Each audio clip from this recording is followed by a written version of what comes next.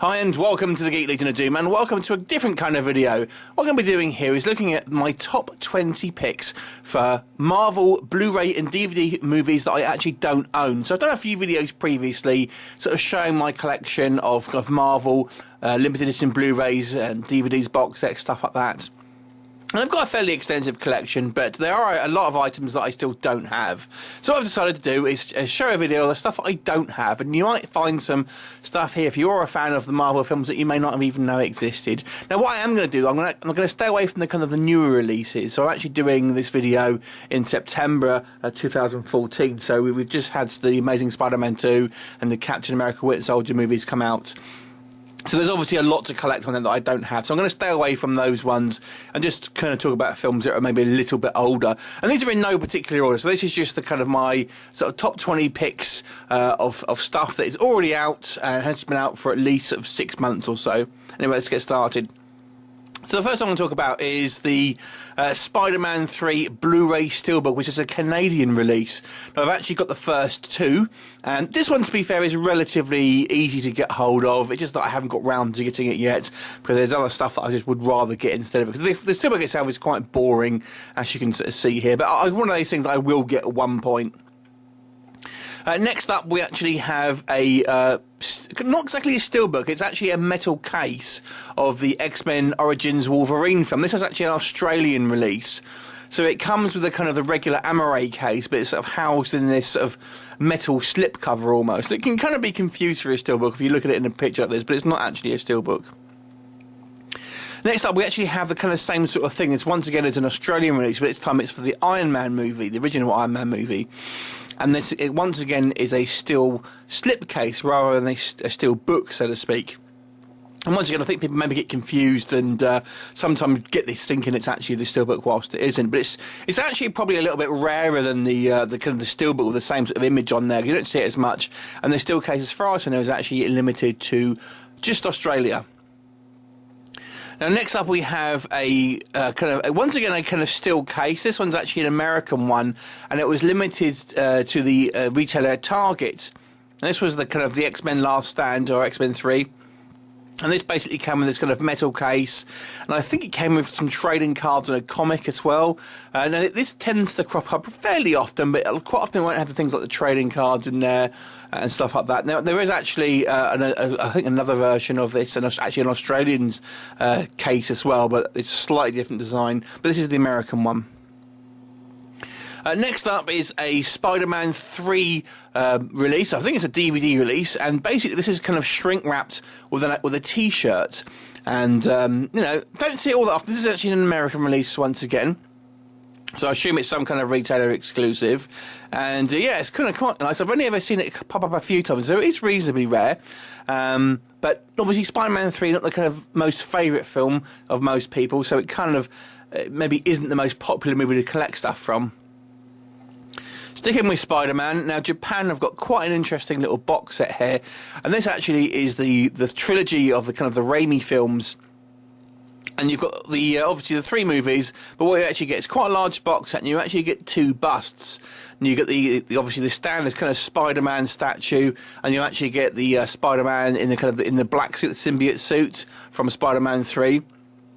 So quite nice busts. I think it's more of a kind of a bust box set with the added DVDs rather than the other way around, if that makes sense. But nevertheless, this is exclusive to Japan, so getting it can be sort of quite expensive, obviously, if you are living overseas. Just obviously in the postage cost more than anything else. Next up, we have the X-Men Origins Wolverine gift set. This was an American release, and I believe it's a retailer exclusive. I can't remember, it's Best Buy or Target or someone like that. And this had a kind of like a silver coloured bust of Wolverine. Now, I've seen this come up a few times, but quite a lot of the time it won't actually have the Blu-ray in there, and it comes with a Sideshow gift card, so they're the people who make the actual bust. Next up is actually one of my most sought after items because it really doesn't come up very often, and this is a DVD steelbook, a Spanish version of The Punisher.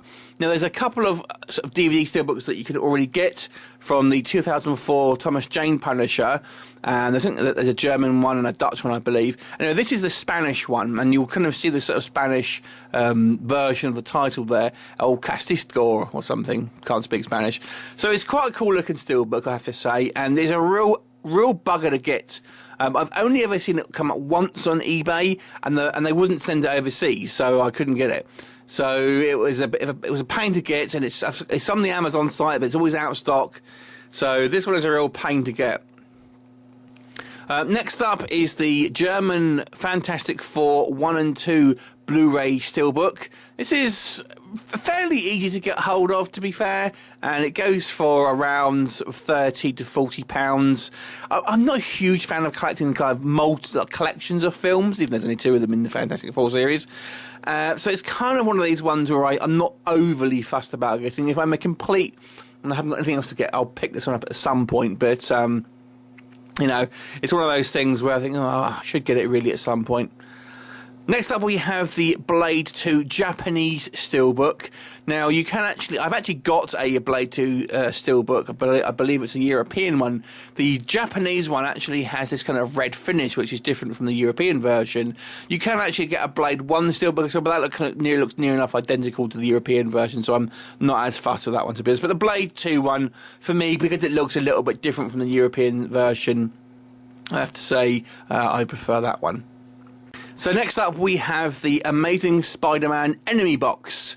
So this basically is a box set that includes the Blu-ray, and you get a statue with the lizard. Now, if you remember, there was actually a lizard kind of statue previously with the previous box set, but this is actually a different mould, so it's a completely different statue. And I'll point out there is actually a Venom statue as well for the original Raimi trilogy. I think this one's actually going to be for the newer films, Spider-Man, Amazing Spider-Man 1 and 2. And the Venom one is basically for the original trilogy. So I've only included one of these box sets, but this is kind of the most recent thing on this list. Next up we have the Japanese version of the Wolverine movie. Now this wasn't exactly a limited edition as such, it's just got a completely different cover to the kind of the rest of the world, really, and I quite like it. I quite like to get the kind of the variant covers. And the movie is actually called Wolverine Samurai in Japan. So it's kind of cool looking. It's one of those things. The probably Japanese stuff is quite expensive to import. So it's one of these ones that's kind of on the back burner. Next up we have the Avengers, and this is actually exclusive to Target in the US. Now, the reason I want this one is because the actual slipcase is different to what I've seen elsewhere in the world.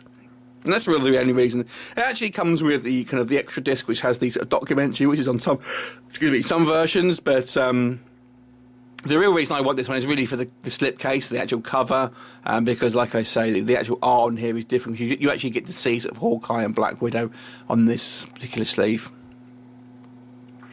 Another item which is pretty rare, which I've never actually seen available to buy, is a Blade Trilogy steelbook. This is a DVD steelbook, and this was a European release. I'm not quite sure which country it actually hails from, to be honest.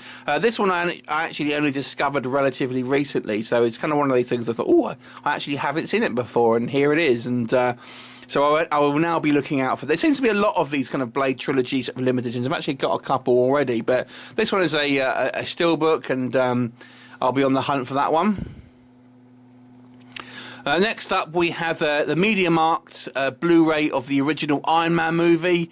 So this is one of the more expensive items, not quite as expensive as the feature shop version, which I'll come on to in just a second.